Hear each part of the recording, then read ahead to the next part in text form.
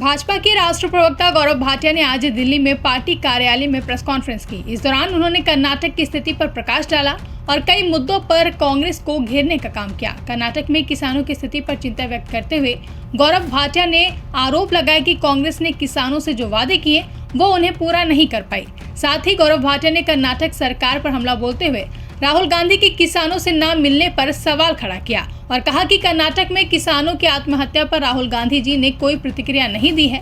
कांग्रेस ने कर्नाटक में जो 59 वादे किए थे उनमें से केवल 2 ही निभा पाए हैं।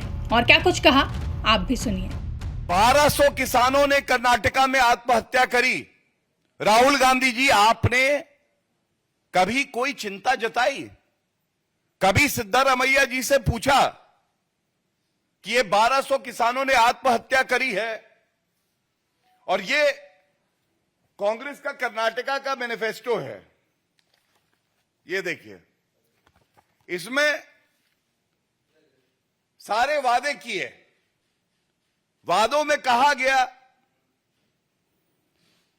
कि प्रदेश की सरकार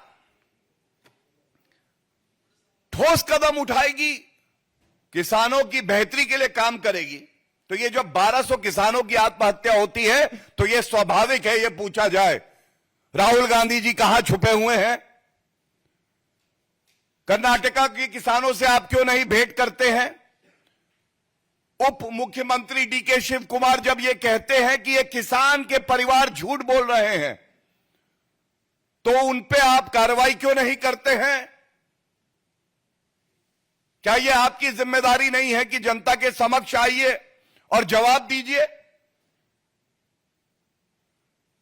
और ये जो ढोंग की राजनीति है, दोहरे मापदंड की राजनीति है, इस पर भारतीय जनता पार्टी जरूर सवाल पूछेगी, क्योंकि एक तरफ प्रधानमंत्री श्री नरेंद्र मोदी जी की प्रतिबद्धता है।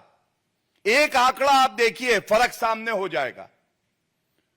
केवल प्रधानमंत्री किसान सम्मान निधि में 3,25,000 करोड़ रुपए किसानों के लिए दिए गए हैं उनके खातों में सीधा।